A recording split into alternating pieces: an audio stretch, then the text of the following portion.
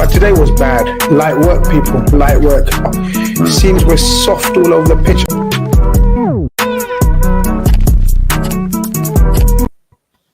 Good evening. Welcome to another episode of REDFELLAS on a Sunday night.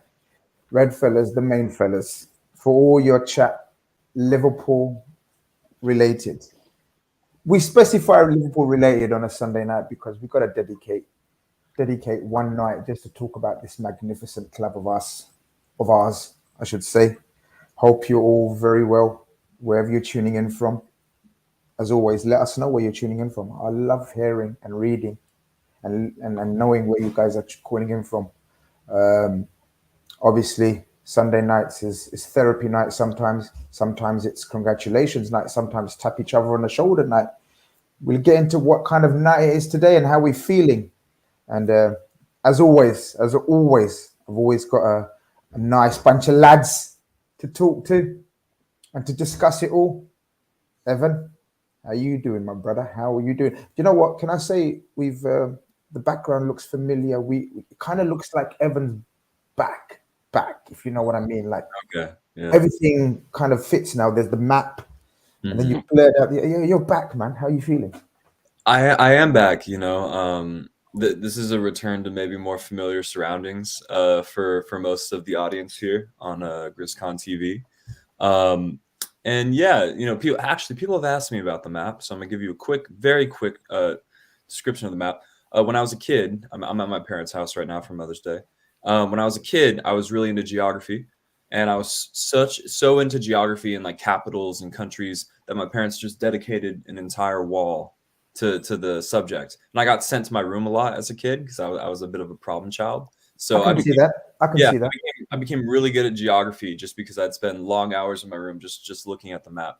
But you know, I'm happy to be back in familiar surroundings. I'm as far as, you know, recent events that we will get into, I think I'm dealing with it pretty well, all things considered. So I'm leaning more towards the positive edge, but I'm eager to hear what the rest of you have to say.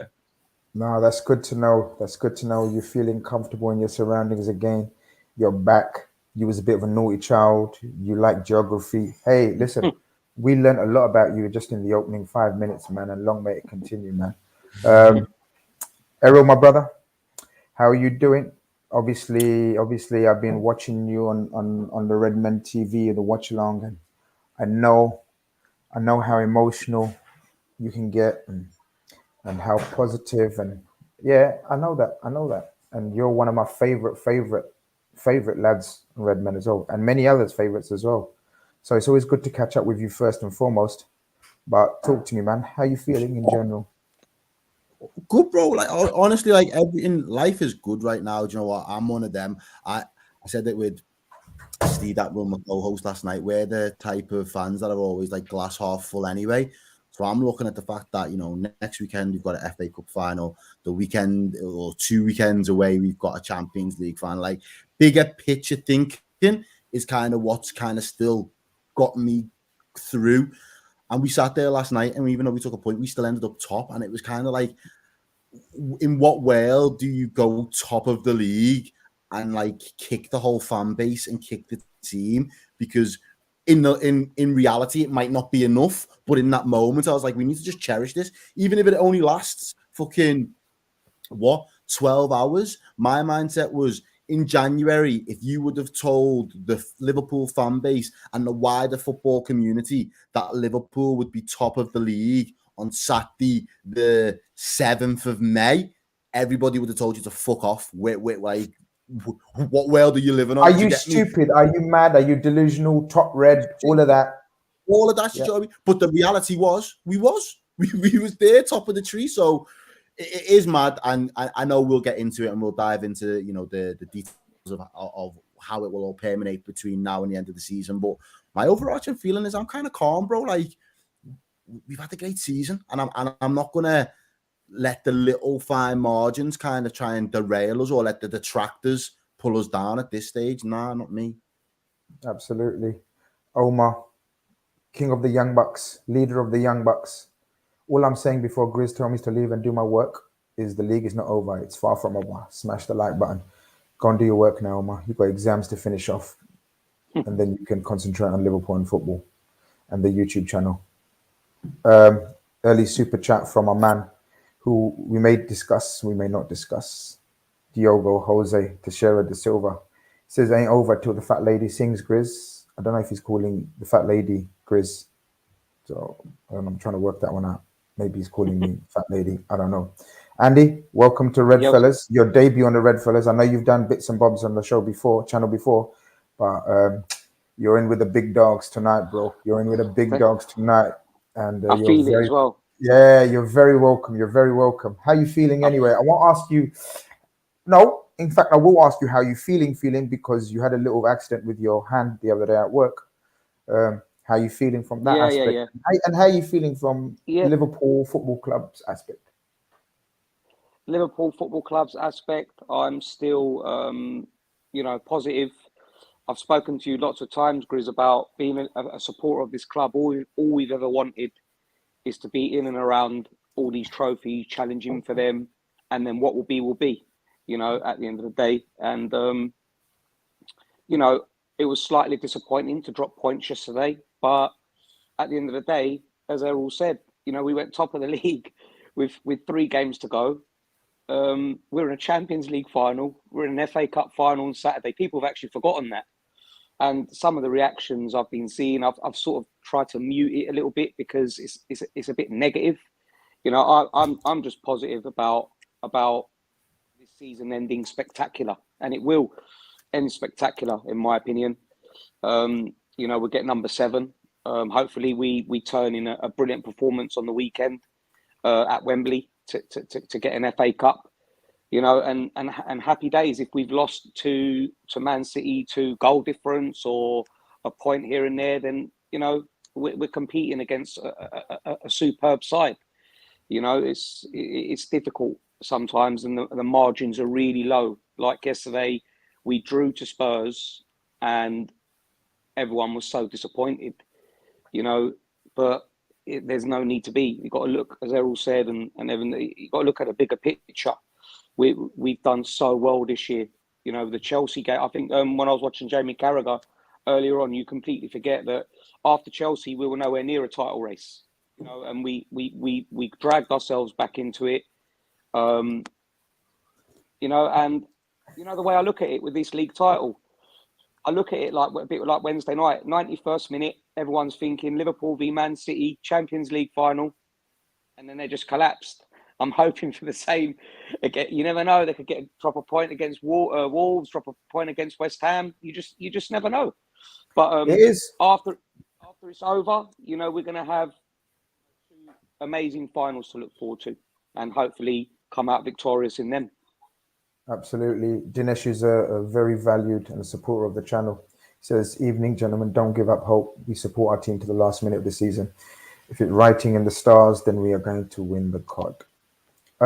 Evan, I woke up this morning after the night before. I got in like 2:45 in the morning, and the drive home was a bit rough. I expected us to beat Spurs.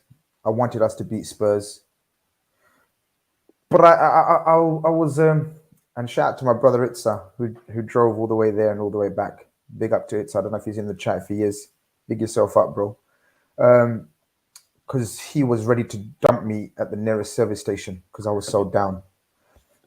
But I was down, Evan. I was down because this team deserves so much. This set of players, the coach, we deserve so much. And sometimes you don't get exactly what you deserve in life. And that's part and parcel of life, isn't it? Not just in sport, in life.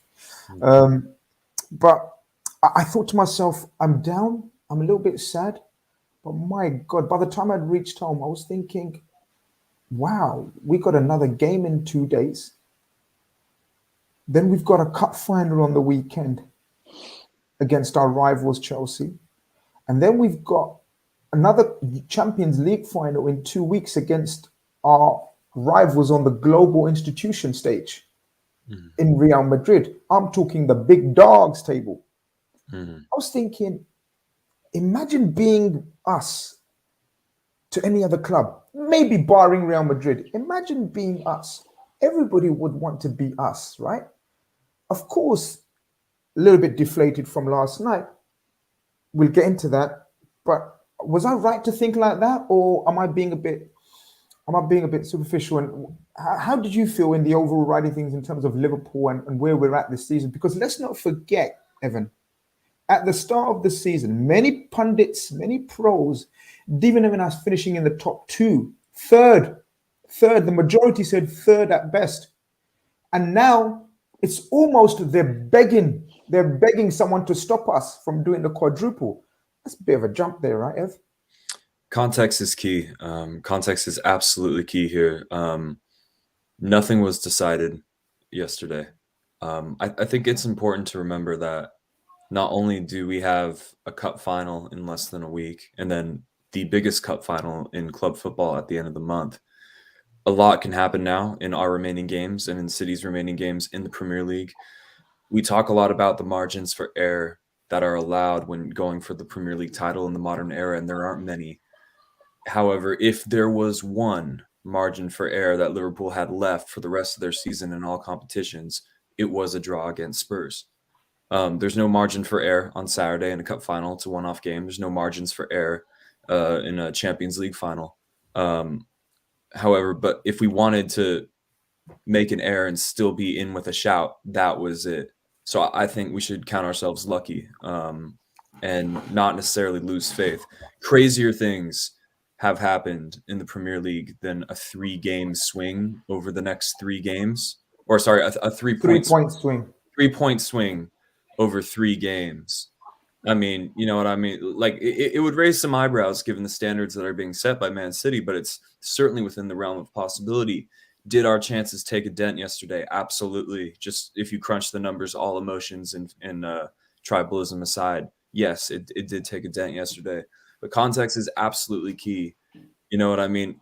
People talk so much about treble winning teams. We are still there with a great chance at a treble, and the quad is not fully dead yet.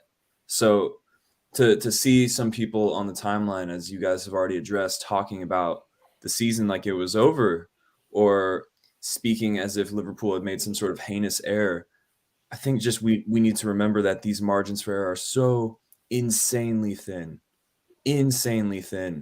And obviously no one, remembers teams that finished second, but there is a level of pride to be had in the standards that we personally set for ourselves. Absolutely. Because if football was just about trophies and nothing else, that would disqualify 99.9% of the sports fans from enjoying anything ever. So yeah, it's you can definitely see who's been in these positions before and who hasn't. If you just take a scroll through Twitter, my mantra is I watched Gerrard slip. I can handle anything. So that gives me strength during times like these. Just want to read out another super chat from Selection who says it's done, at least in my opinion. Man City history under Pep in the league tells me they'll push on. I want the Prem. Heartbreaking seeing Pep get 4 out of 5, man. Errol, yeah, pretty much want to get your thoughts on sort of the week that we've had and where we go next, because there's so much to look forward to, right? As he says, this I read somewhere and I can't remember. I want to give credit to the person that said it or where I heard it. I just can't remember. And it said, there's more chance of us winning the league than there was of Real Madrid scoring twice in 60 seconds. I was just going to hit you with that stat. I was literally just going to hit you with that stat myself. At 90 or 89 minutes, there was a 1% chance that Real Madrid were going through to the final. City had a 99% chance that he was already in the final at the 89th minute. And look how that turned out. It's crazy. I'm going to keep it 100 with you.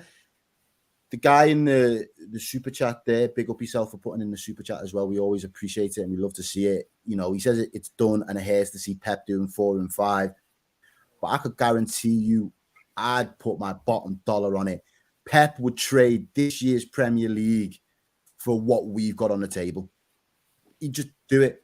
to be in another Champions League final, to be playing, again, potentially to be playing us, if he takes Real Madrid's place, to be playing us in a Champions League final, to already secure the FA Cup final, and to already have his customary Carabao Cup that sets him up on his way, he would have taken that this season.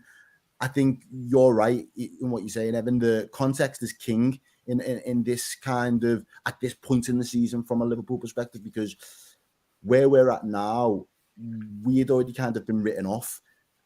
In the interest of keeping it 100 with you, without Liverpool this season, this league would have been dead. It really would have, because Chelsea were only throwing their weight about up until Christmas, and then after Christmas, the wheels started to fall off. He wasn't able to compete on all four fronts. They got as far as they could in the Carabao. Great game that in the way it ended up. The better team won on the day. They got knocked out of the Champions League, and the form within the league just wasn't good enough or consistent enough to really amount a sustained challenge against City. City have set this ridiculous, and again, Liverpool and City have become these both necessary evils of each other. One isn't a juggernaut without the other being right on you, breathing down the other one's neck. Yet they might have made good individual teams, but the way that we are Wales 1 and 2, again, a lot of people liken it to boxing. I don't even think you can liken it to boxing anymore, because in what world has there ever been two boxers that are that good neck and neck that on any given day they could fight each other 3 times out of 5 times, and out of 3 or 4 it could go each way. You could never get a consistent, you're going to win and take a clean sweep. It doesn't happen like that.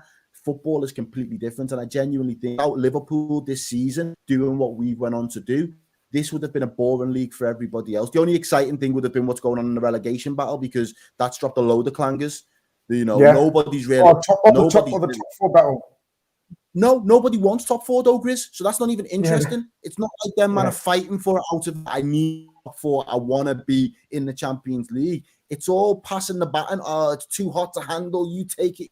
Now I'll have it. And whoever's going to be there on the last day is going to get crowned 4th. But the title race has got down to the wire. 3 games to go. And that's because Liverpool have been relentless. Liverpool have put on the afterburners and found another gear when ex-players, pundits, and other teams might not have considered us to have even been fit for a title race this season. So you've got to contextualize everything. And I know other fan bases say we're the kings of context because of everything that we've been through, and we're always good at putting spins on things. But if they was to take their own version of tribalism away, I think they would even show a great level of appreciation for what this Liverpool side has achieved over the last 12 months. Absolutely.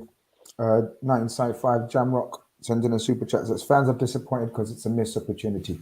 Every season presents new opportunities and challenges. People are frustrated with draws against Brighton, Brentford, and the loss to Leicester, not draws to Tottenham, Chelsea, and City. That's a very fair point, isn't it, Andy? If we're saying that the game against Spurs last night was, the draw that lost us the title or stopped us from having a chance against the title, that would be totally wrong, wouldn't it?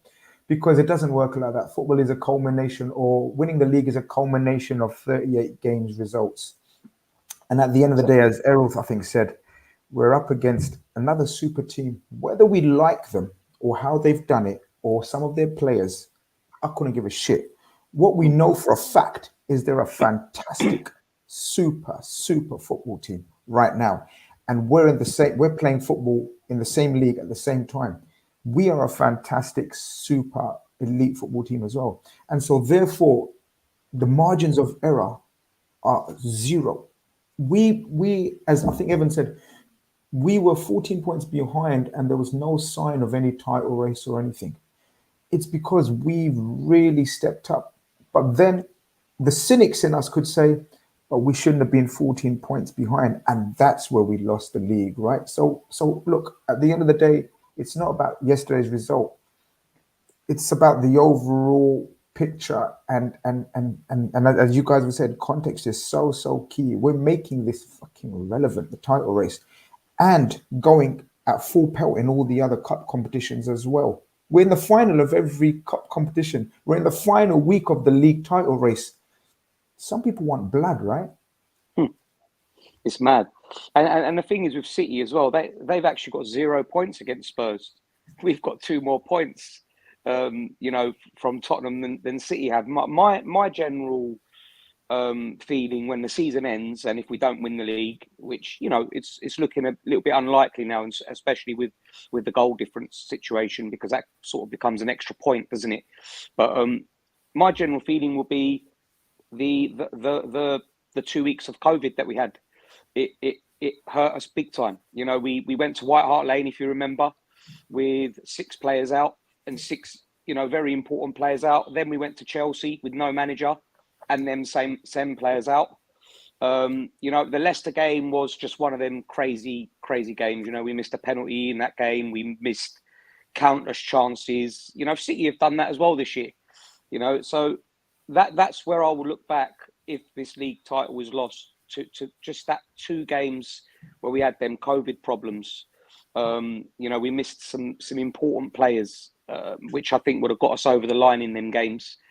But I agree with the guys here and with what you just said, Grizz. It's just incredible to think that not only are we pushing City all the way, to this league, we're doing it by being in every single competition, man. Every single competition we are fighting in the final of every competition as well. Exactly, and as Errol said, people need to put their anti-Liverpool, talk away here and appreciate what an amazing thing that is. Because I would, if this was another team doing that, I would definitely, as a football fan, deep down say that's a great thing to be in. I would love to imagine being us. I love that big banner. Imagine being us. Seriously, imagine it, because it is great. I love it. Last Tuesday when we got to another Champions League final, when the final whistle blew, I thought, fucking hell, this is our 3rd Champions League final, man, in 5 seasons. That's crazy shit. FA Cup final, we haven't done that for a few years, and it's great to be involved in that. And we've already locked one in the cabinet this earlier on in the season with the Carabao. Let's not take anything away of what we're doing this season. And that's why I've tried to get rid of all that negativity on Twitter. Like yesterday, there was so much heads gone comments, man. People forget that, fucking hell, like we've got a cup final on Saturday. We've got a Champions League final in 2 weeks. We've drawn and we've gone top of the league. I don't know. I just felt it was a little bit madness, if I'm being honest. And I think when that season finishes, people will realise what an incredible season it's been. It was, because that's exactly what Dinesh says. Is when we win the 7th Champions League, this will be a great team. Same set of players, win 2 Champions League. Chelsea United are 2 different teams. When you talk about, Andy, you was talking about sort of if you're a neutral, then you should really admire like sort of the way these 2 teams are going at it, and then the way we've built it, and then the way they built it. It's astonishing how neutrals can't see that. Well, why do you think that is? I don't know what it's like, because I support Liverpool, so I don't know what it's like. But I'm trying to think back here, and I'm honest. When Man United and Arsenal were going at it, when I was like sort of, at uni and whatnot, Man United, Arsenal, those battles were brilliant. I used to love watching those games, and I used to think, wow, this is the level I want Liverpool to reach. Obviously, we were going through the doldrums at that stage, but I loved it. I loved the brand of football. Man United were the Man City of that era, you could say. Fergie had the power, the money. Arsenal was Arsene Wenger, maybe a bit like Klopp, finding gems, turning him into world stars. So I had the soft spot for Arsenal, right? In that era, in that sense. Do you know what I mean? You see where I'm coming from? Yeah. So but I could admire both of them. So Man United were this all-conquering, all-powerful. Fergie had the money, buy what he wants, when he wants. Rio Ferdinand, 30 million, whoever at the time, big buys, right? And Wenger would turn, unknowns into world stars. Very much like, I admired it, man. Why do people struggle these days to I don't know, to admire it from afar? Is it because of social media, do you think? 100%. I was just going to say it. You hit the nail. It's social media. You know, it's like today, Tottenham fans coming up on my timeline celebrating City getting the 5 goals. I'm like, yesterday you probably blew Champions League. You're celebrating your team being in the Europa League next year, which we're probably going to end up losing your manager because of that. You know, it's just crazy how other fans think. But you know what, Grizz? It's jealousy. You know, I mean, that stat we just said when you mentioned Ferguson, this is another thing that's gone unnoticed. Klopp's reached his 3rd Champions League final in 5 seasons. I think Fergie got to 3 Champions League finals in 24 years, didn't he? I think Yeah, that's, something if like I'm not, that. if I, am I correct? You know, I think Something they only like got that. to 3 Champions League finals. So, I mean, even that is crazy, man. You know, and that's It what it is. is. It's social media, mate. It's social media. Too many people, you know, on the old, you know, fingers going mental, you know, and not appreciating greatness, really. And that's what it is. It's greatness, whatever you say. You know, we could end up with nothing this year. I honestly believe we will end up with some trophies, some more trophies. But I said this before, as a football fan, and you guys will agree to this. All you ever want to be in as a football fan is your club challenging for everything. That's all you ever want to be in, and then what will be will be. That's my motto anyway, as a Liverpool fan. Absolutely. Grizz, can I just hop in real quick? I don't want to dive too philosophically into like the social media fan culture, but I think we have to remember that the algorithms that these social media sites run on are outrage based and interaction based. So tweets and posts and things that get the most clicks and generate the most wars in the comments section, they're pushed to the top of our feeds, and these things might create the illusion that a view is bigger than it is. I was at Kazar, the Liverpool supporters bar in San Francisco, watching the game with my dad. And right next to us was a table full of neutrals. There's a few Manchester United fans, a few Arsenal fans, and a handful of Barcelona fans. And all I could hear them saying in my ear the entire time was how, even though we could probably all collectively agree amongst the 4 of us that we played kind of shit yesterday, all they could do is lather Liverpool with praise. God, I wish we had a player like Trent Alexander-Arnold. God, I wish we had this level of understanding and cohesion. Gosh, that's all I heard in my ear from the next table. So that's what it actually is in real life, is people genuinely wishing and lavishing, you know, a great team with the praise that is due. And I think we all need to remember that social media is not real life. These are not actual things that actually exist in the real world. The perceptions that are actually real versus what we see on our phone are 2 entirely different things. Just a couple of super chats. Despondent. Errol, just give me 1 second. Go on, Errol. Yeah, Go on, Errol. No. Run through the super chats. I want to just address it. Despondent since yesterday, but on reflection, Aki, shout out Aki at 1892. Despondent since yesterday, but on reflection, we've been so spoiled that we expect perfection always. But with the possibility to win a treble is remarkable. And then there was, okay, we're going to come to this selection. Appreciate the super chat, but we're going to talk about this later on in the show. Has Klopp tweaked Salah, or is his performance just taking a dip? I find it mad that Son is only 2 goals behind for him from a golden boot. We'll discuss individuals and performances. I wanted to address something as well before you go. It might be the same thing that we want to address, because I don't like always addressing just, it might be, I don't know. Yep. Oh, there you go. Spuddy G, we're the same wavelength. Look at that. But basically, look, public sector direct. And this is, I want to bring it up because I don't want to hide and say, I want to bring up positive and happy, cheery and supporters of the channel. And we love you. No, we try to keep it real. We want everyone to have their opinion and say. Grizz Khan, I like your shows, but this is what you guys come up with, ? No critique, no balance, no realism. We're 29 minutes into the show. We haven't even discussed the performance. We're just trying to have a general take on where we are, where we think we are. We're despondent. We haven't even gone into criticizing anyone or talking about opinions on the game yesterday. And is this what you come up with? Public sector direct? I'm going to reverse it back on you. I love your support. I love your comment. But is this what you're coming out with when we're not even halfway through the show? Come on, do better.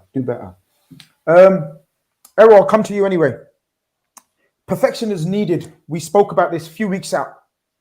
A few weeks out, we said, if we're going to win the league, which will, in my humble opinion, enable us to win the quadruple, because I'm adamant we're going to win the FA Cup. I'm adamant we're going to win the Champions League. But I was never being adamant. I've never been, everyone will know, I've never been adamant we're going to win the league. Yeah. And that's not that's a critique, by the way, the brother. That's a critique. I'm keeping it real. In order for us to win the quadruple, we had to be perfect, relentless, no margin for error, playing every 2-3 days, every game being a cup final. Unfortunately, we weren't perfect last night. I want to take you back to the game. I want to start off with the selection, the team selection. Did you have any aspirations of any particular personnel that you wanted to see, or was you okay with it? Because we're at that stage where Klopp picks his team and he knows where I'm going, man. You know what I mean? Where was you with the selection when you heard the team news? We did the team news selection on the show last night, and I was the same. The predicted 11 that Steve put out would have probably been the one that I would have went for. We had a conversation around Andy Robbo. Does he get a little bit of a rest? Is this the game for Simicast? And then it was kind of like, well, we're playing on Tuesday, so that might be a more fitting time to kind of give him a rest then if we get the job done.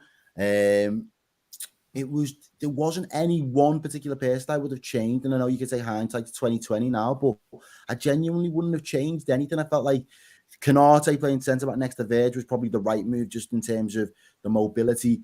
And for a large part of that first half, Spurs struggled to get out of their half anyway.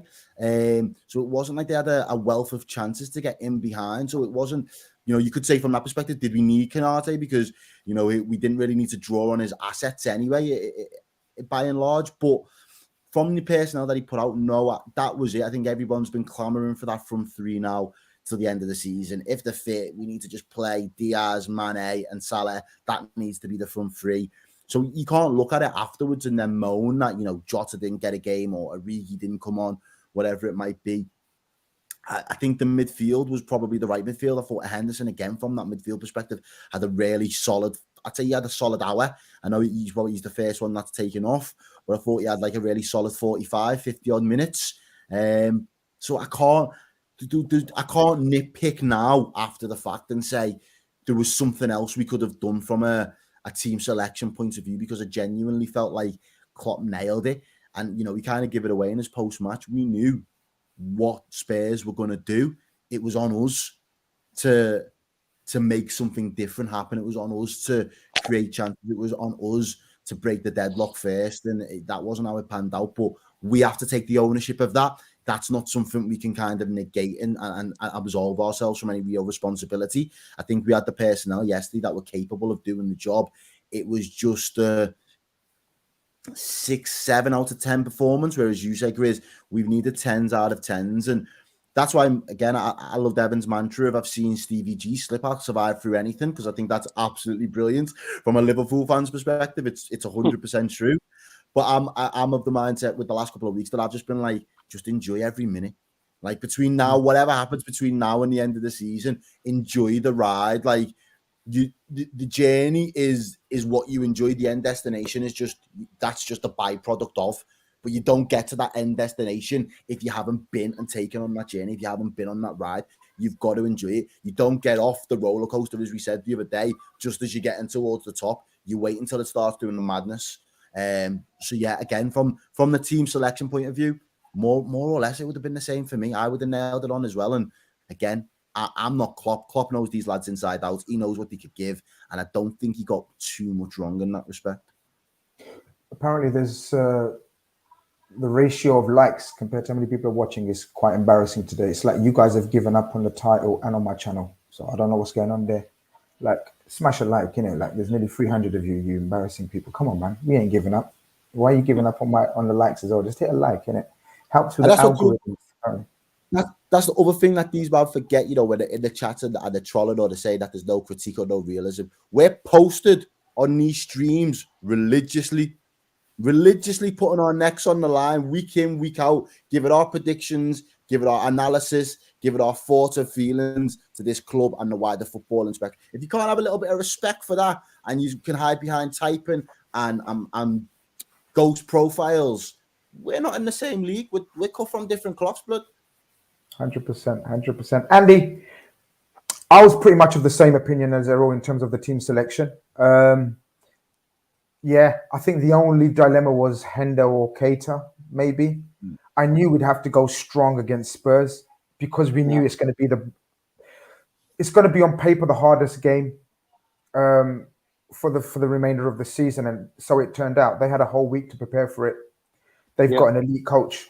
That's just my opinion. I think, and I've always said this, Antonio Conte for me is one of the top 3-4 coaches in world football. I've said that. They're obviously fighting for top 4. You could see they were fighting for something. But obviously we were fighting for the league. I was at the game, and I'm not going to lie, in that first opening 5-10 minutes, I was like, yeah, we're up for this.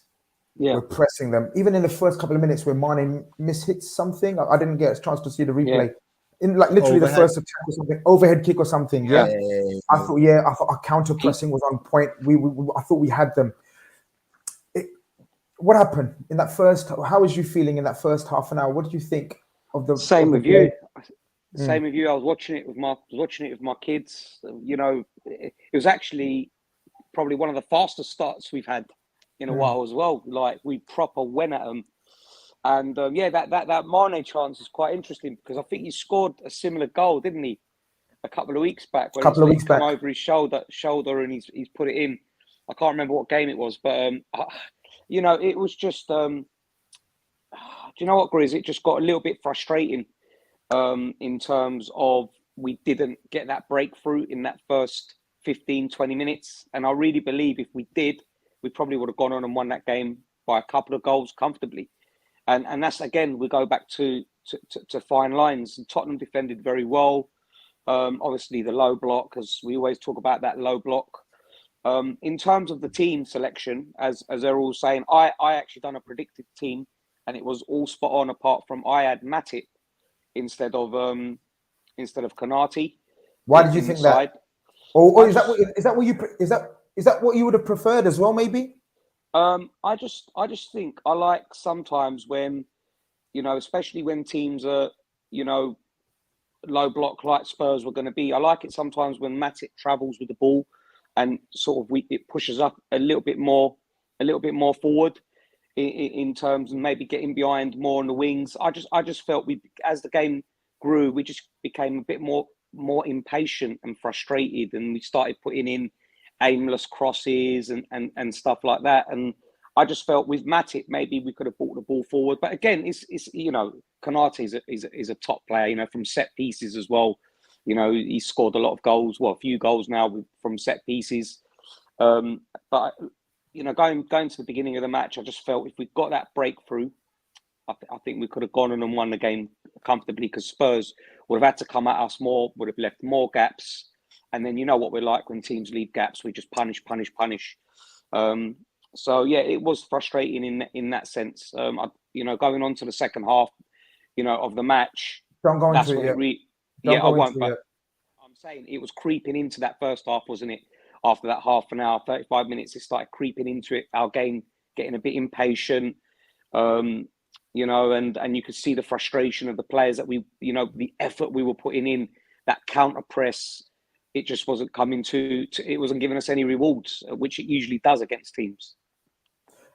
Evan, I thought the counter press was on point. I thought energy levels was on point. I don't think there was a dip from Villarreal in terms of energy wise.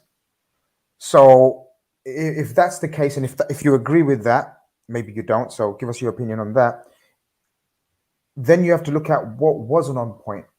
So if I think, and if you think, again, agree or disagree, that the energy and the pressing and the passion and the desire and the fans at the ground was definitely on point, because I was there and I witnessed and I heard the atmosphere was mad.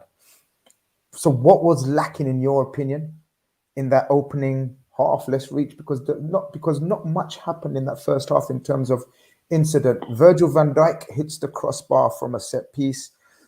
Højbjerg hits hits a post from a 25-yarder. No keeper gets worked in that first half. What was missing according to you? You know, it's tough to say that we weren't physically up for it because I'm in agreement. I thought the counter press was working as well as it should, and in the first half, they didn't hurt us in the ways that I thought they would. You know, when I'm picturing what a Tottenham goal could have looked like in the first half, you know, I'm picturing a counterattack. Son exploits the high line. Harry Kane hits a trademark amazing pass to him. Those two have combined for an insane amount of goals this season. But yeah, they never really did that.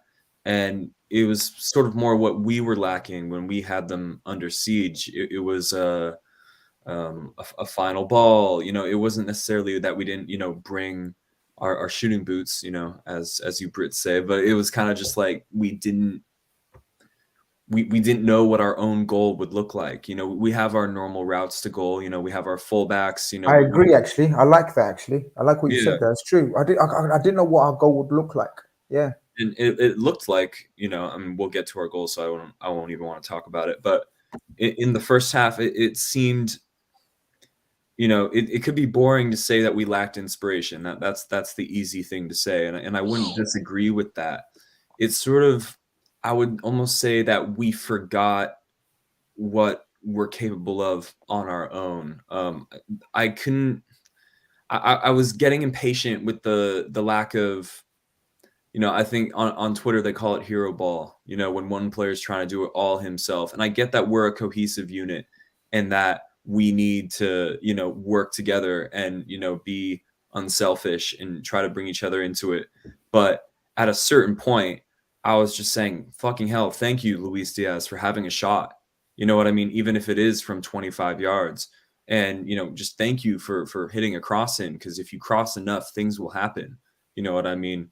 I wanted someone to sort of take the game by the scruff of the neck, and I'm busting out all the cliches here, but they all kind of apply to what we didn't do when we had the game under our thumb. And I don't think the game escaped from under our thumb for longer than 30 seconds at a time, to be honest. Errol, yeah, I'm pretty much in agreement with Evan. At the game, you always. One of the things I always say about this Liverpool team is we always find a way and work out a way. Sorry, we're very good at working out how a game's going, and then adjusting accordingly and doing what's needed and what's required. For the first time in a long while, I should say, I didn't have that vibe, Errol, at the game. I'm going to be honest and critique. We're allowed to. I'm allowed to. Some people in the chat might think we don't. I couldn't see it, Errol. I was banking on a set piece because we're very good at them. And I was hoping something's going to fall for us in the box.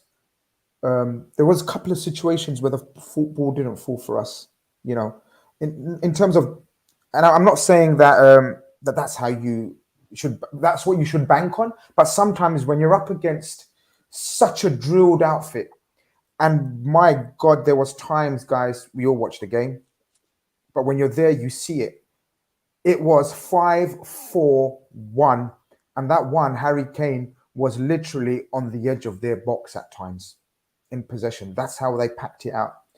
And first and foremost, they're absolutely entitled to play how they want. I have no grumbles or complaints about moans. You do what you got to do, and they've done it, I thought, brilliantly. But what I mean by that is, as a result of that, you do need something to go your way. Could you see a goal coming? Was you still, or was you getting nervous like me? I was getting nervous, and I told my brother Itza was with me. I was like, I'm struggling to see where we score from, guys. I'm struggling. How was you feeling coming up to halftime or at halftime? I see it slightly different, if I'm honest with you, and it's only on the basis that I felt comfortable in that first half. There was no, and my thing was, because I knew he was going to have so much possession and I knew how Spurs were going to come up, and as you said, I've got no qualms with them playing that way. I just felt that they was going to pose more of a threat in the first half when they finally was able to break out, break the press and get in behind us. And because they hadn't done that, I think they had one chance, and I think it might have been the first half where it come off the post, but there wasn't really, and that again, a shot from Højbjerg, 20 yards, 25 yards out. You look at it and you're thinking, their offensive plan hasn't been executed at all yet. They haven't really been able to get into that gear. I'm comfortable. If the game continues in the same vein in the second half, we should be able to build. Things that need to happen a little bit quicker is we need to be more decisive in that final third. We need to play the pass a little bit quicker. We need to play the right decision. There was a couple of moments where, and I like the Salah one. I think we'd pulled them out of shape on this occasion, and Salah ends up with the ball. I think it was Mane that laid it off to him, but Salah kind of cuts in, and in the end he gets the shot blocked by Davies. But all he had to do was roll the ball to an oncoming Diaz that had the opportunity to just hit it with his right foot. And I just thought, if in that moment we'd have been a little bit more decisive and been a little bit more of a team move, we probably would have worked the goalkeeper there. I think Thiago, the longer the first half went on as well, thought he was really more influential. He's the one who links up the play into Diaz into Mane back to Diaz fires off that shot. So I was like, we need to make sure that Thiago is the one that's trying to progress that ball into that final third. He'll be the one that could unlock. So in my head, I thought Thiago will be the key and he will unlock something. As you said, the ball might drop to someone. The one area where I sense that we could have done better, and it's probably the biggest critique I could have across the course of the 90, was they played out from the back time and time again, and they didn't look assured doing it. They looked shaky. They gave it away to us. They were sloppy in possession in their own fight in their first third, and it was like a Liverpool on another day. We don't even have to play great. We just have to smell blood. And if we smell blood, we score 2 goals from those chances that they've gifted us. Like, it's not often where I always feel like we're a team that always seems to have to work ridiculously hard to earn goals. Sometimes teams are really conscious about not wanting to make mistakes against this Liverpool side. If you make a mistake, they will punish you. So we've got to, bare minimum, remove all mistakes from our games and let them earn whatever goal they go on to score. Tottenham yesterday was the complete opposite. It was like they made mistakes, but we weren't anticipating them. And that lack of intense press and that anticipation for the mistake meant that we was never really able to punish them. When I think Conte was probably looking at that and he was probably thinking, this isn't good enough. He was probably sensing we was going to get punished. And the longer it didn't happen, he was probably thinking, fucking hell, these aren't on their game today. There's something in this for us, because they should have had this game done and dusted by 60 minutes. We've spoken so many times about that 20-minute period where we can blitz a team. It usually happens. It just didn't. So I was looking for punishing their mistakes, and we just didn't get onto it in the end. And that was where I was the most disappointed, if I'm honest. Yeah. Andy, selection with the super chat says the lineup was perfect. In my opinion, Konate could have let the ball run to Alisson instead of heading it back out. Was shocked to see us give Kane so much space, and Robbo goals on him messed up the offside trap. I'm only reading these out because they're related to what we're talking about now. Aldrago 11 says, in my opinion, after 60 minutes, you can see the tiredness affecting the decision-making in front and the set pieces of delivery. We, taking into consideration these super chats and what they're trying to say is, obviously we go to the second half. And first and foremost, did you anticipate any changes? Would you have changed anything? Or was you of the opinion, listen, we've been here before. Jurgen Klopp getting them in at halftime, kicking towards the Kop. This is where we step it up a few levels, or was you crying out for a change?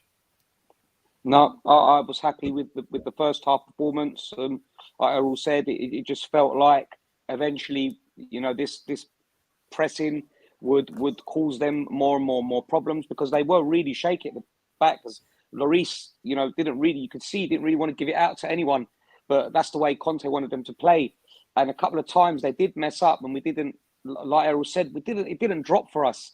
There was one ball where, if you remember, where Salah just wasn't on his toes when I think they played it into Dyer, and he completely miscontrolled it, and Salah got in there, and he was a little bit late, and I just think usually we're more on it like that, when we can punish teams. But we don't get hits. We don't normally get hits like that, do we? Yeah, exactly.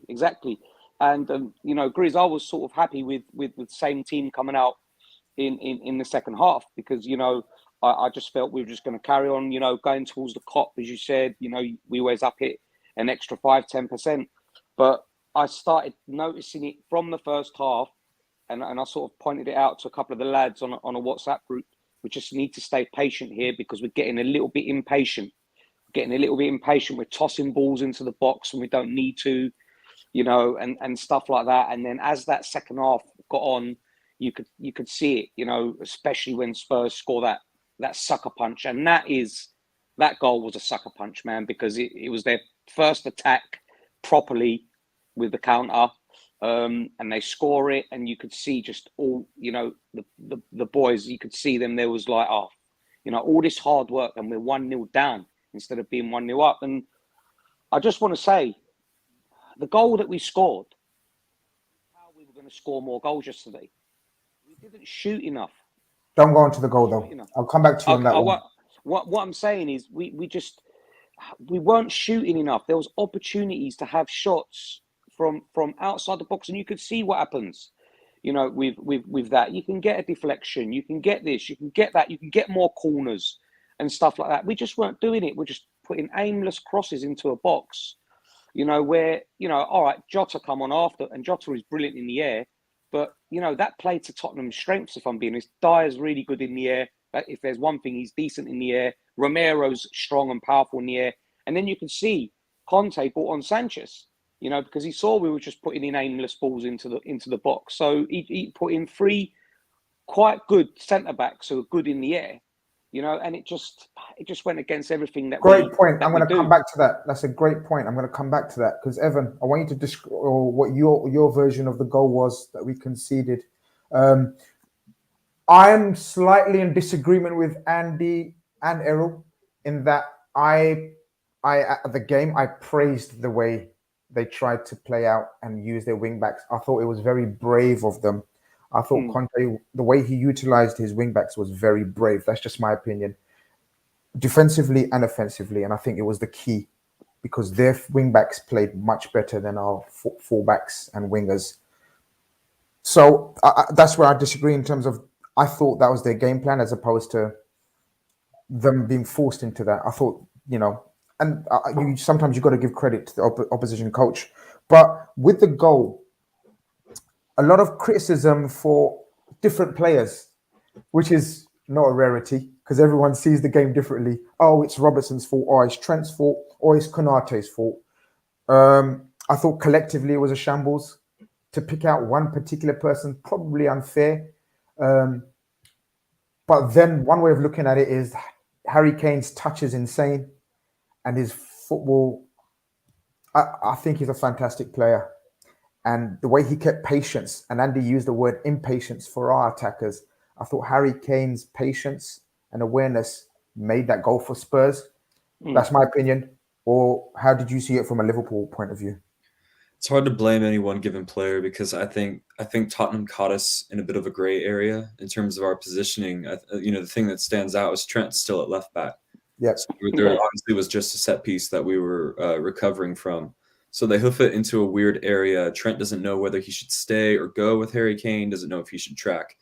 Konate doesn't know if he should step forward to deny the lane that Kane is trying to pass into. So for me, it's an awkward goal to concede. It's frustrating, and they punished us for it. So all credit to them. And we should have found a way to prevent it, regardless. But to point a finger in any one given direction is, I think, kind of just pointless. It's just one of those goals. Like for me, it just like lands in a gray area. I don't remember us conceding a goal like that this season, where players are so like obscenely out of position. You know what I mean? Yeah, that's really all I can say about it. Really frustrating to concede. It's not the type of goal I pictured us conceding to the Spurs team. So that's where most of my frustration lies. Should there have been a professional foul there before Harry Kane? All that time he's had to control it, look up. Should there be? I know you're not a big fan of the professional. No. Listen. Hey, listen. If we had committed a professional foul against West Ham, we would. I still remember that goal that they scored against us earlier in the season. That's the tough one because Trent is kind of in no man's land. Take him out there. That's how I look at it, Evan. Take him out there. Trent doesn't know. Should I? Because I have Son behind me. Should I engage with Kane? Should I not engage with Kane? So that's why I think it lands in this weird gray area of, oh shit, everyone's kind of out of position. Konate has stepped up. You know, our wing backs are inverted. No one sort of knows what to do. Like, what's the protocol for this situation? And you know, obviously, when you look back, yeah, there's things we could have done. Konate could have tucked in. Trent could have gone with Kane.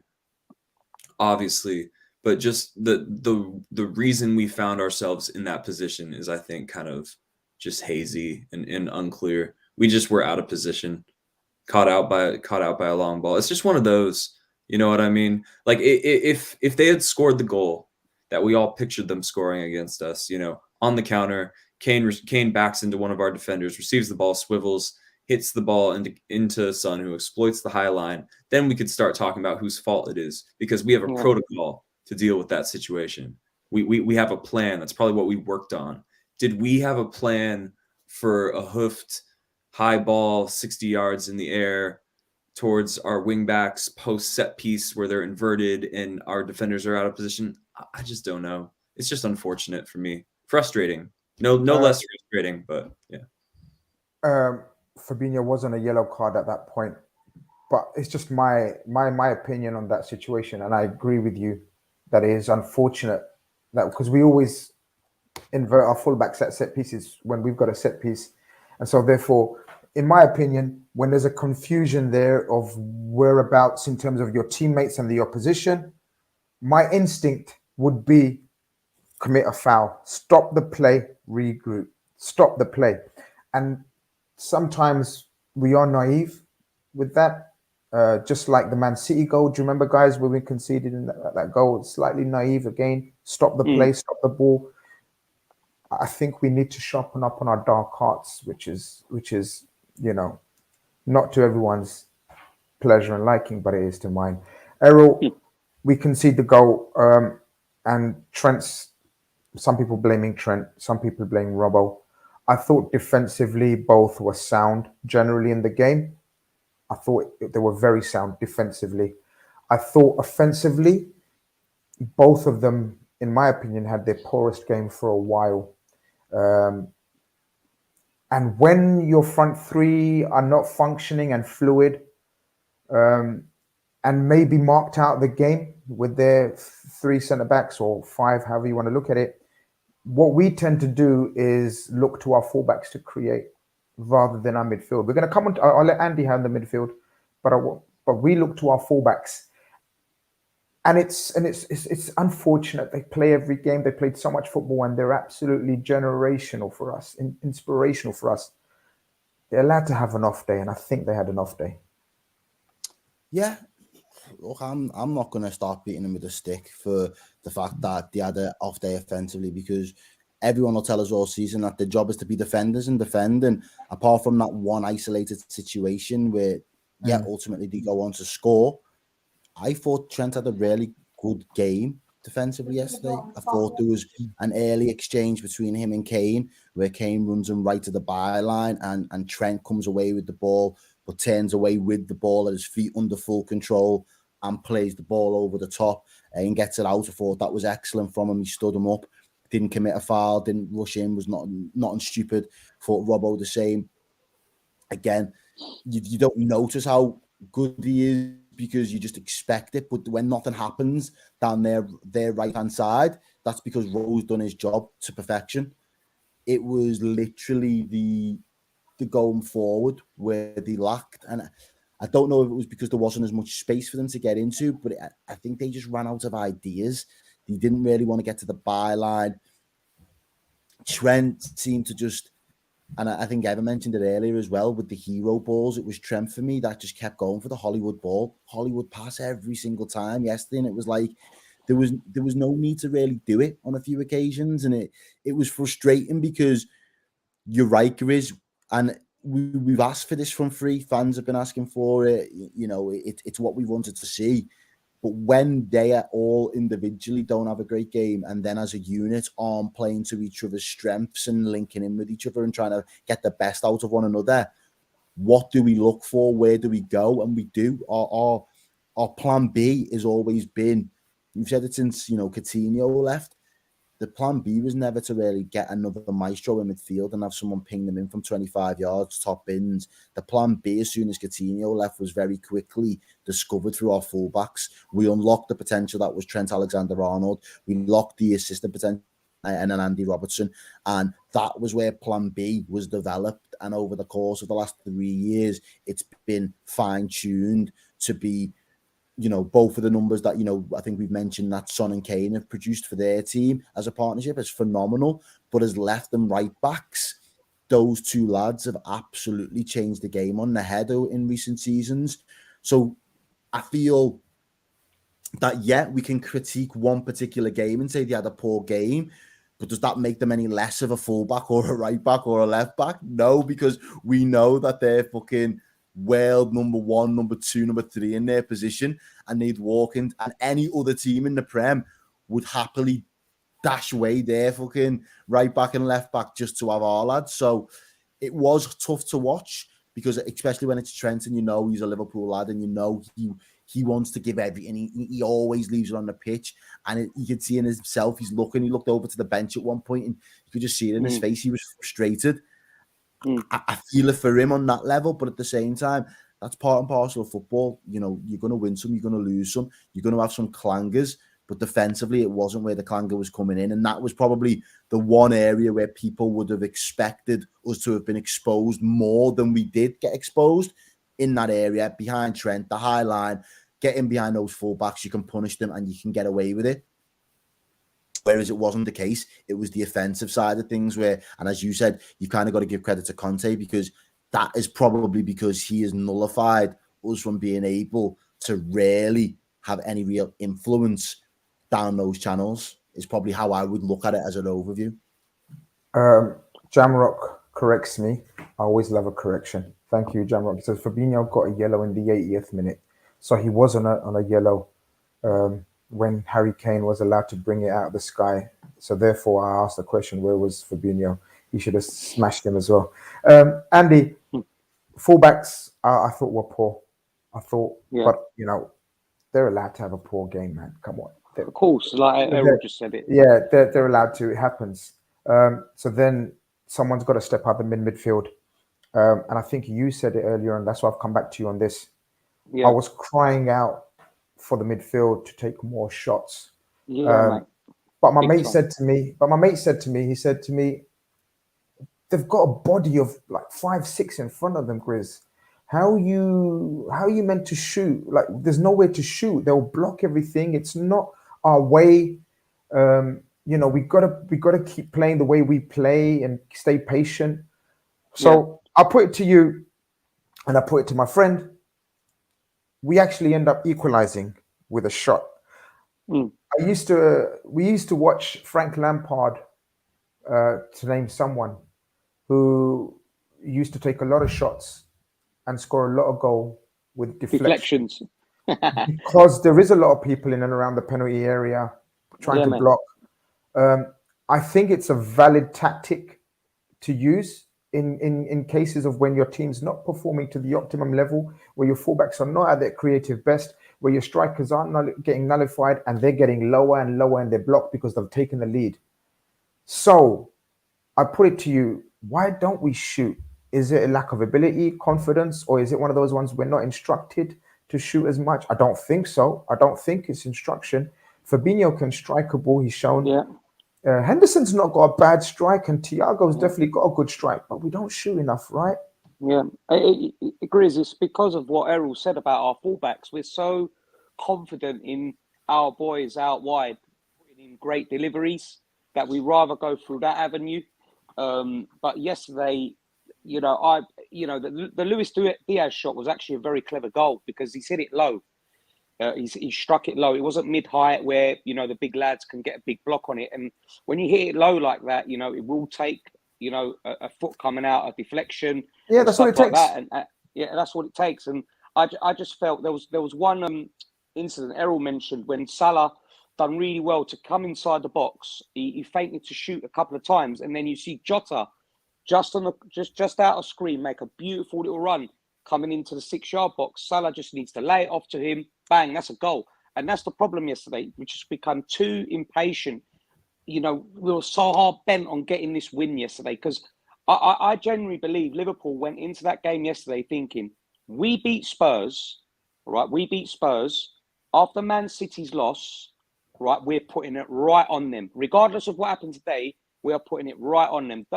Trust me, City's result today was due to that result for us yesterday, right? But that's how Liverpool were going into that game yesterday. And you could see it, you could feel it. They were so desperate to get this win yesterday. And by doing that, we forgot how we usually play football and how we carve out opportunities and create opportunities. Just become, you know, like Errol said, Trent was getting frustrated. He was looking over to the bench, you know, when his crosses weren't getting met by anything. They were sailing out for goal kicks. They weren't being put in with any, you know, whip and pace that he usually does. And this is why we weren't shooting, because we are so reliant on you know, if I'm a footballer and I'm in centre midfield, okay, and I know I've got Trent to my right or Robbo to my left, I'm laying it to him because I know what they're capable of doing. And that's, you know, that's why I believe the boys in the middle weren't shooting. But I wish we would have yesterday. I wish we would have had a few more pot shots from outside the box. Who cares if we got another deflection? You know, people will go, oh, Diaz, he got a deflection. So what? It hit the back of the net and it might have got us a crucial point. You know, we don't know at the end of the season, that goal might be crucial. You know, we don't know that. But I just felt we just got so impatient, Grizz. I was getting impatient watching. Then, yeah. I was pacing up and down in my living room. I was losing, you know, I was going mad, sort of thing. Like the real Andy was coming out, basically. I was just, you know what? I was just frustrated because I know the quality that we have, and we just didn't produce it. And that was the disappointing thing about the game, you know. So I don't know if you're going to bring it up later on in the chat, but we missed Bobby yesterday. For me, we missed Bobby yesterday. I think it's one game where, you know, I love Mane, how he's reinvented himself as a 9, but Bobby does it best for me. And I just felt if we had that sort of player in that team yesterday, it might have pulled them out a little bit more to allow the space in for a Salah or a Diaz or a Mane sort of thing. I just felt we missed that number 9 yesterday in that game. And maybe he would have allowed us to be a bit more patient with our build-up. But, you know, I don't know what you guys think of that. I'm just putting it out there to you. No, that was exactly what I was coming to Evan. I was going to give him the attack. I gave Errol the fullbacks. I gave you the midfield. I was going to give Evan the attack. And Jamrock says, bigger question, clock tactic against low block. I don't think that's much of an issue when you've on a run and on a sequence of games and position that we're in. I don't think it's a very valid argument, but it can be sometimes in terms of selection of personnel to play against the low block. And that's what I want to come to you for. I think Andy raised a good point about Bobby. I think Bobby, do you remember the guys when we were known to play or we'd love to play against back threes? Do you remember there was a kind of chat around, when Liverpool see 3 centre-backs, 5 at the back, we're brilliant. I think the most prominent figure in that attack and the prominent key ingredient in that attack was Bobby Firmino, always, Evan, I remember. But obviously he was injured and he's not fully fit, so he doesn't play. And I'm not sure, someone tell me in the chat if I'm wrong, but I don't think Bobby's played against many. If someone can tell me if Bobby's played against many back fives this season. In fact, against Chelsea, did Bobby start in either game? I don't think so. So we've got a different type of attack now, and it got frustrated and more frustrated as the game wore on. They weren't getting the delivery, they weren't getting the space, whether it's their own movement, lack of movement, great defending, whatever it was, Evan. It got to a point where he throws on Jota. He goes to the 4 up front. Did you agree with that tactic? And then we reverted to the double pivot. We take off Henderson, who I thought became less and less ineffective. He became more and more ineffective. I don't know if I've said that the right way around, but you know what I mean. Thiago and Fabinho go into the double pivot. We have our front 4. Was you happy with that tactic, or did you feel as though that played into to Spurs' hands? Because what we started doing more and more was flood them with more and more crosses. And then I go back to the argument from a Spurs point of view. I think that played into their hands because they were so dominant in the air. Well, anytime you don't play good crosses into the box, you play directly into an opponent's hands. I agreed with the decision to switch the shape up, go to the 4-2-3-1 or the 4-2-4, whatever you want to call it. You got to change things. You got to try to shock the system somewhat. I agreed that Henderson was naturally the midfielder you sacrifice if you're going to the 4-2-3-1. But in hindsight, it wasn't a great decision because I thought he had a decent-ish game, and Diogo Jota was shockingly ineffective in every definition of the word. I think if you're putting good crosses into the box, then then it looks like a tactical masterstroke, and it has looked that way in 2022. Klopp's substitutions this calendar year alone, I think, have been the best he's ever made subs at Liverpool. But the way that I would describe the attack, now that we're getting there, is unprofessional. Not lack of inspiration, all these cliches that we already talked about. It was unprofessional, in my opinion. The shot selection was poor. Shooting when we were supposed to pass, passing when we're supposed to shoot. When we did eventually choose to shoot, not shooting it much. When we did eventually choose to pass, the lanes had already been closed. And, it feels so cruel to pick on one of the best attackers to ever play for the club, but Mohamed Salah was shocking yesterday. Absolutely shocking. I thought it was like he was playing with a weak Wi-Fi signal. It's like he was 2 to 3 seconds behind everybody else. He sort of epitomized what I just said. He was passing when the lane had long since closed. He was shooting into a sea of bodies without any real lane in which to shoot to.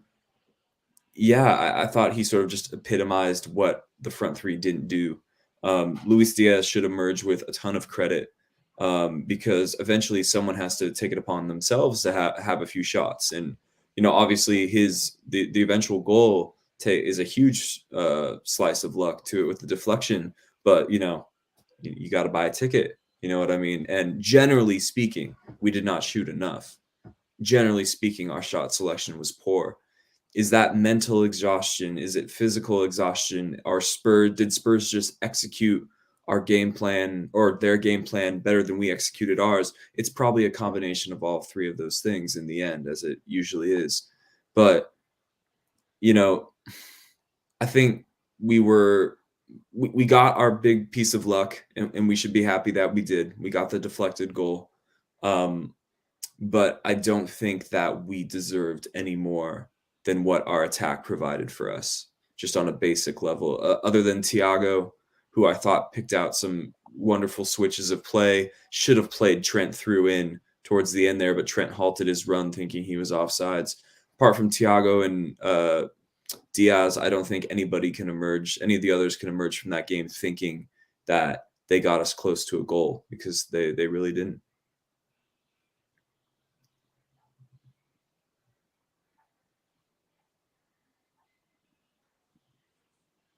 I think you're muted, Grizz. Yeah. Okay, I've got to say all that again. Man, I don't get paid enough to speak twice, man. But no, we do. Shout out to Bilal from Sunny Slough. He says, we played rush football, no patience. We needed to play that extra pass. Missed Firmino big time. Perfect game for him. Should have started with Keita. Salah's form is worrying. Crosses plus Origi equals goal, and that's what I want to come to. Errol, Origi was on the subs bench. I didn't think Salah had a great game. I also don't think Mane played very well at all. I think they've reached a point for me that I was baying for Origi, especially when he brought on Jota, because I think Jota hasn't got the technical ability of Mane or Diaz, but Jota sniffs out a goal and loves picking up pieces and on the prowl. He's a prowler. He's become a prowler. And if you're gonna spam crosses, because I don't know if you want to bring that up, Evan, that what as an article on James Pearson, he speaks about sort of, Liverpool have repeatedly found a way to win, but they were blunted by Spurs. And look at how decision-making let them down. They attempted 31 open play crosses, more than any other game this season. The XG per shot, just 0.05, their lowest of the season. I think you spoke about the quality of the crosses, but if you're going to continue to play that way of attacking, surely the best man for that, or surely the two players in tandem for that type of football is Origi and Jota, as opposed to the four we had on the pitch in the last 10, 15 minutes. I don't know if you agree or disagree. Just wanted your thoughts on that. Yeah, I think I would. Again, the quality of the crossing is the biggest concern, but as James Pierce points out, 31 open play crosses more than in any other game this season. That speaks a lot of how perhaps frustrated we felt, or perhaps devoid of inspiration we might have been. Yeah, absolutely. I'm not surprised to see that the XG per shot was the lowest of the season. At the end of the day, we can, saying that we're sitting here making excuses is probably the wrong way to say it. But I just don't think it was in the stars for us. It's just one of those things. We concede a weird goal, we score a weird goal ourselves, and their game plan, I just thought, worked better than ours on the given day. How often is that going to happen? Probably not often. Spurs are coming into this game on a full 7 days of rest. For us, that's obviously not the case. We got other fish to fry, but it's tough to have too negative an opinion about any one player's performance. I did say Mohamed Salah was shocking. By his own standards, he would probably use similar terminology to describe his performance as well. So, yeah. But, it's nice to know that we're not just imagining these things that can be quantified in numbers and stats as well. Errol, the Origi shout possibly made sense to you, or you was okay with it? Give us your opinion on that situation. A lot of people asking about that. Yeah, no, dude, in the chat last night, that was what loads of people were asking for from the 50th minute. It's Origi time, Origi o'clock, bring him on. Divock to save the day. It was all going off, and I get it, but again, even for me, that I don't know whether that is people being really up on their football knowledge or just how fickle football fans can be at times, because he's been out in the cold for a lot this season. He's come on and he's had nice moments. He's come on and he's done things. Yeah, he's popped up with crucial goals, and that's what he's known for doing. He's renowned for in big game moments. He doesn't feel the pressure. He clears his head and he can score. But in order for Origi to do that, you've got to create chances. As Evan said, it's the quality of the crosses. None of those crosses yesterday were good enough that you think that Origi was going to be able to convert them into a goal. So fair point. Even his presence on the pitch might not have amounted to anything significant. I also think as well, when Klopp goes to that 4-4 and then takes someone out of midfield, he would have really then hampered somebody. If he was going to put Origi on, it was Salah or Mane that was due to come off. And again, that for me at this late stage of the season just doesn't sit right with me, considering those two have been the figureheads and spearheads to getting us to this position, getting us to this point. You couldn't have took Diaz off yesterday because he was the most informed forward out of the three of them. But realistically, he is the first one out of that front three that should be coming off, because he hasn't got the credit in the bank to just get those extra minutes when you need a goal. You're always going to consider your Mane or your Salah for that kind of position. It would have been really weird to take another midfielder off and throw Origi in the mix and end up having 5 attackers, and who's going to do what defensive duties, who's going to drop deep, who's going to play midfield, who's going to link it all together. It would have just looked really messy. The only tweak is the consideration. Does Origi potentially come on and do more than Jota in the time that Jota had to play yesterday? And that's probably the one question mark where you're thinking between now and the end of the season.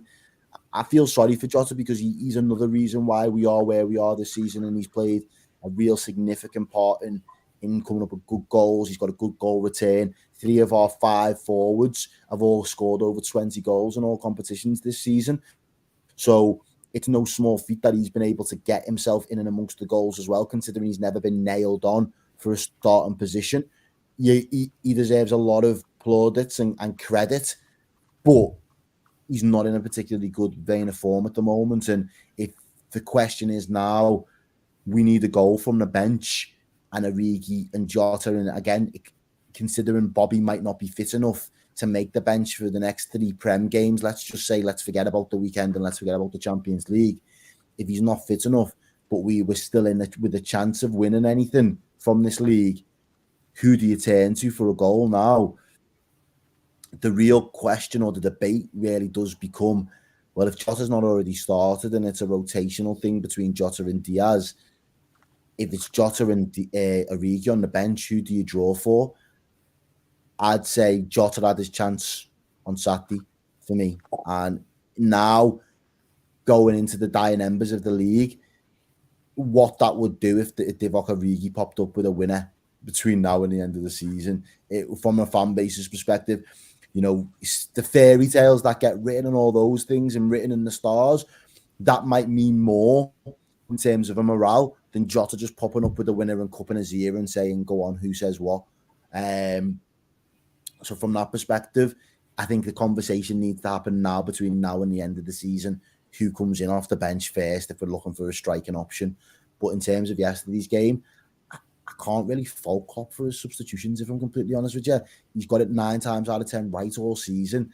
And yesterday, I just don't think the lads were doing enough of what they've done consistently well this season, enough to really make an impact yesterday. And that's what let us down. We stopped playing our game. I know, Evan, you've pronounced this name before, so I'm going to have you the honor of trying to pronounce it again because I don't want to offend the brother or sister. It's a Greek boy. So you say it then. Andy, you say it.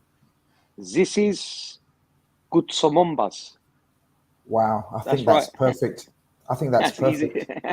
My God, I think that's perfect. Evan, you're in the shade, bro. We got a professional here, man. How'd you say the first name?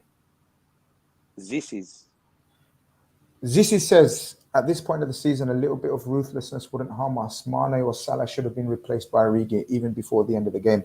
I agree. I personally, I'm just going to give my opinion and then we move on because it's all opinions. I don't think Naby Keita should have come on. I think if he's going to bring off, if he's going to make a substitution at that stage, I think Mane should have been off for Origi. And that's just my opinion. And if we're going to go for it, that's the way to go for it. I didn't expect Naby to have any impact in that last 5 minutes from a central position, especially if he was asked to play the Fabinho role, because I think Fabinho came off. It ended up Naby and Thiago in midfield.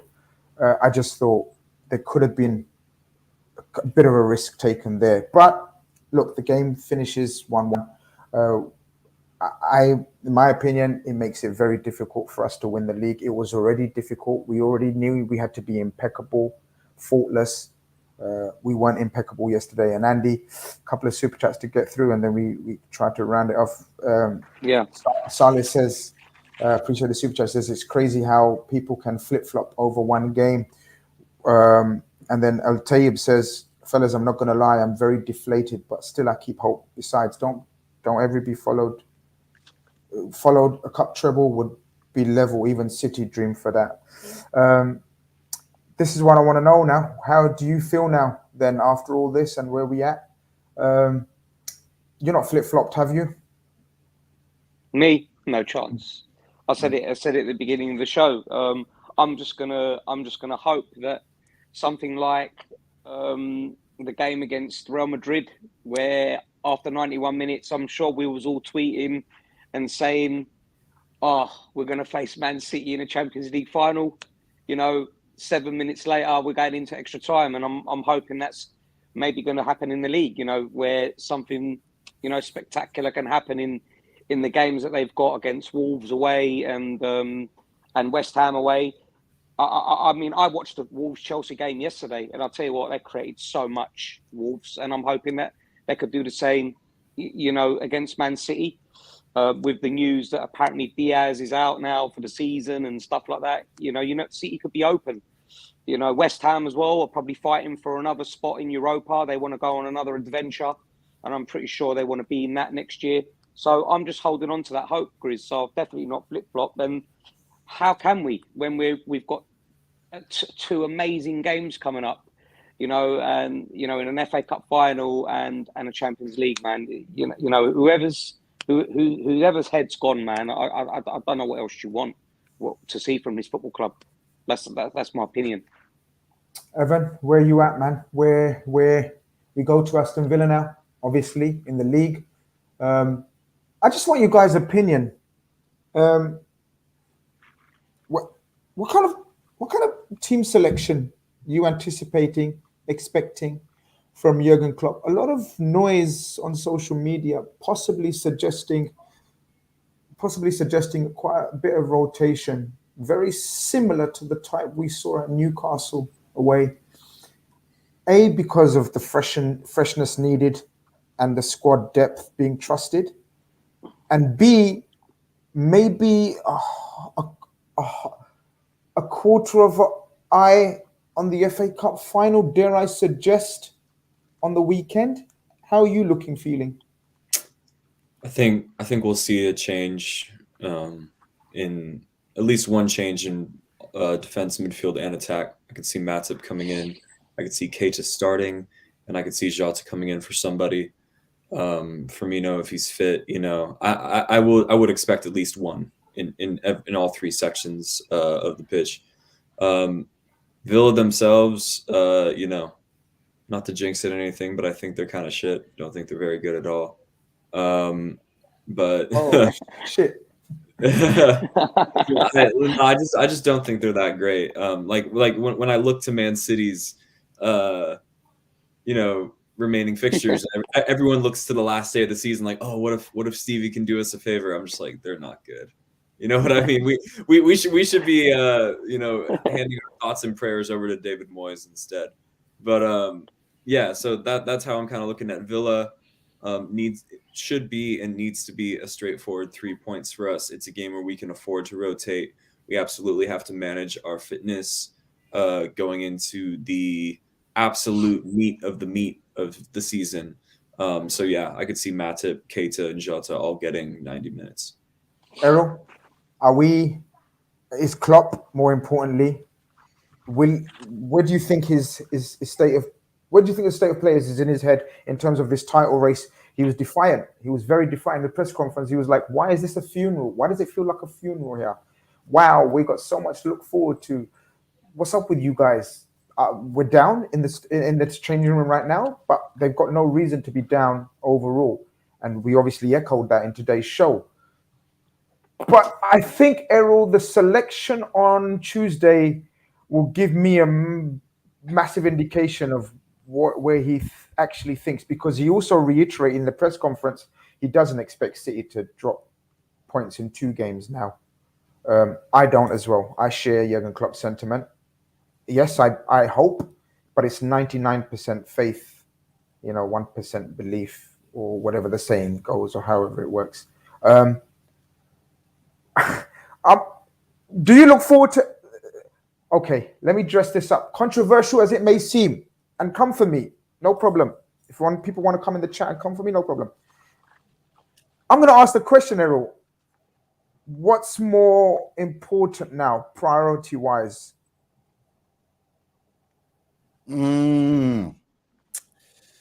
Bro, we're in finals at the end of the day, and you've got to keep your players fit for those finals. You've got to keep the best players available to be able to lace up the boots on the final days. Right now, we've said it, we've put ourselves in a position where we've got probably the best squad depth that we've ever had in the Premier League era.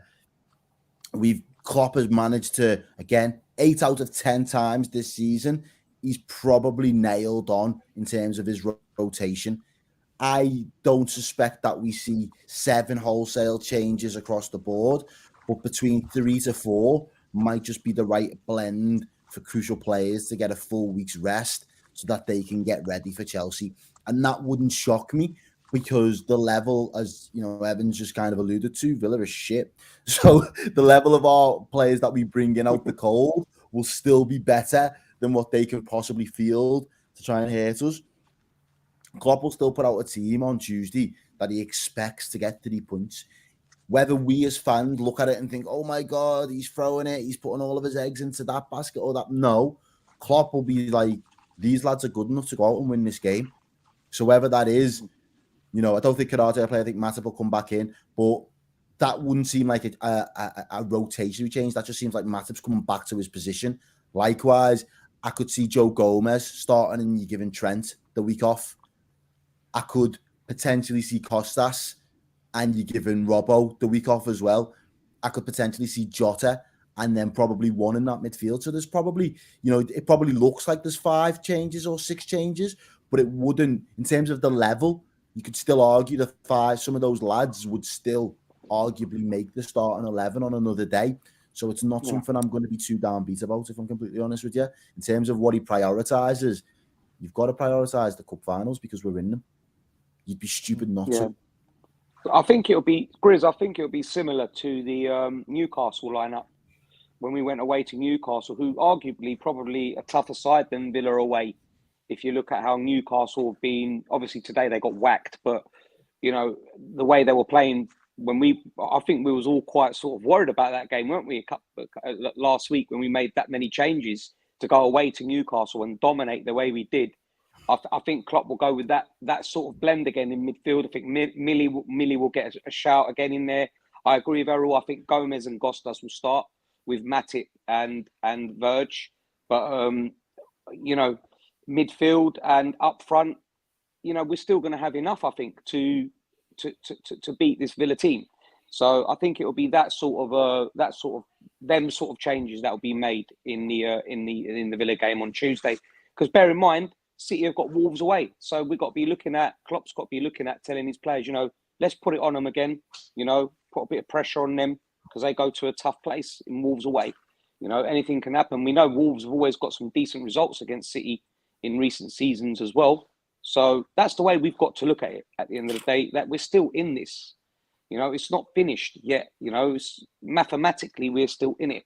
So he can't be making too many changes. And also as well, Grizz, we love rhythm, don't we? You don't want to change, you know, what you want some players to play themselves into form. You know, so, you know, that might be a good opportunity at Villa away to do that. Bilal says Salah has 8 goals in his last 23 games and 3 were penalties. Also, we must rotate against Villa too. Start Jota, Keita, Milner, Matip and Tsimikas. Because we know that Chelsea and Real Madrid have only eyes. Chelsea because they're dead food right now. They've only got eyes for the cup for the FA Cup final, and Real Madrid have only got eyes for the Champions League. As Ajal says, Real Madrid played today, wasted basically the whole team against Atletico, and you know, lost basically. We're gonna wrap this up. We've got no, I don't think we've got another super chat to get through. There wasn't. No. We have last super chat. Aslan says, United fan here and big admirer of this channel. Thank you, but please get your facts right correct. Fergie went to 3 Champions League finals in 4 years, not 24, 2000 to 2011. No, that doesn't quite make sense from what we're saying. How long was he at United? That's what we mean. And that's, but fair enough. You know, appreciate the super chat still. Guys, thank you very much for taking your precious time out to have a wonderful chat with me as usual. Errol, big up yourself. Andy and Evan, of course. We will catch up real soon. People in the chat, don't forget to like, subscribe, share, all of that good stuff. Really appreciate the chat. Really appreciate the super chats. This has been REDFELLAS. We've got so much to look forward to as REDFELLAS and ladies and gentlemen and everything. We've got so much to look forward to. Another momentous week. Another week that we actually go into where the quadruple is not over. And what have I been saying? Until it's over, we keep dreaming. So the title of the show in terms of Are You Still Dreaming? I certainly am. I think Evan and Errol and Andy have made it very clear they're still dreaming because that's what dreams are about. sometimes dreams do come true. And if they do, it's going to be joyous scenes. If they don't, no problem. We carry on. We start another dream, because when one dream ends, another one starts. And that's the situation we're in. When the league title ends, right? If we're no longer, then we dream about the FA Cup final and so forth, and the Champions League final. Good night. God bless. This has been Red Fellas. I think Evan's got the outro ready for me. We had a hair. Take care.